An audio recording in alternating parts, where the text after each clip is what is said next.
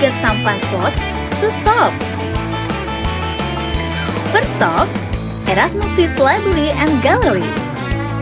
It gets a cozy vibe, tons of books, and a cool art exhibition. Simply take Transjakarta, get off at the underpass Kuningan stop, then walk about 4 minutes. From Erasmus Huis, we move to Riverwalk Epicentrum, a space with a calming riverside view to enjoy, perfect for relaxing in the middle of the city. And finally, check out Plaza Festival for awesome food court food and local finds. Let's up and explore Kuningan.